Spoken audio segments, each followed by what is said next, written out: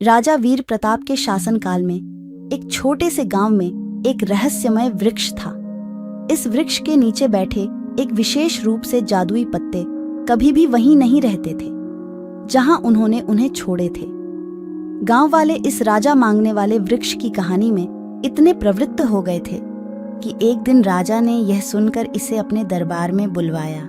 राजा ने गांव वालों से सुना कि जो भी इस वृक्ष के नीचे बैठता है वह अपनी मनचाही मांग कर सकता है। राजा ने आदेश दिया कि इस वृक्ष की रक्षा के लिए एक सेना तैयार की जाए और हर किसी को एक एक मौका दिया जाए अपनी मनचाही मांग करने का।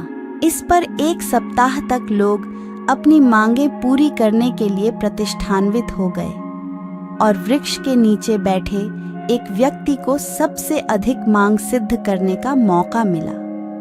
राजा ने उस व्यक्ति से पूछा, तुम्हारी मांग क्या है? व्यक्ति ने हंसते हुए कहा, मेरी मांग ये है कि इस गांव को एक सच्चे संगीतकार की आवश्यकता है जो यहाँ के लोगों को संगीत के माध्यम से मिले। राजा ने उससे कहा, तुम्हें इसके लिए क्या चाहिए? व्यक्ति ने कहा, मेरे पास एक जादुई वीणा है जिसे बजाने से अत्यंत सुंदर और आकर्षक संगीत उत्पन्न होता है। राजा ने स्वीकृति दी और उसे राजमहल में रखने के लिए आदेश दिया। फिर से एक सप्ताह बीता और लोगों को अब एक नया आदान प्रदान का स्वाद मिल रहा था संगीत के माध्यम से। राजा ने अपने मंत्री से ये कहा, संगीत गांव वालों को कितना प्रभावित कर रहा है, हर कोई इसमें खो जाता है।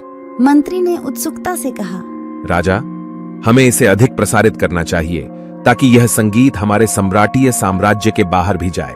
राजा ने उसे स्वीकृति दी और वह संगीत को संपूर्ण राज्य में फैलाने का कार्य करने के लिए निर्देशित किया। इसके परिणाम स्वरूप राज्य के हर कोने में लोग संगीत की मद में डूबे रहने लगे और उनका सारा ध्यान संगीत के चमत्कारी स्वरों में खो गया। वृक्ष के नीचे बैठे व्यक्ति ने यह सब देखा और मुस्कुराते हुए कहा, ये संगीत हमारे द्वारा विश्वास नहीं है, यह एक जादुई वीणा के बल पर हो रहा है।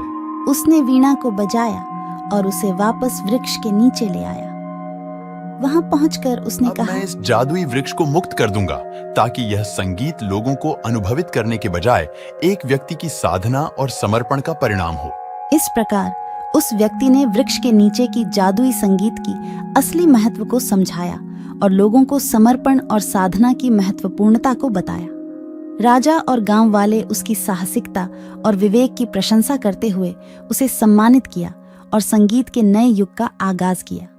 यही था एक जादुई वृक्ष की कहानी जिसने एक गांव को संगीत के माध्यम से जोड़ा और एक व्यक्ति को समर्पण और साधना की महत्वपूर्णता को सिखाया। नाटक की आखिरी पंक्ति में व्यक्ति ने अपनी संगीत वीणा को बजाकर उसे वृक्ष के नीचे वापस रखा और उसकी मनचाही मांग की प्राप्ति के बाद गांव में एक नए आयाम का आरंभ हुआ।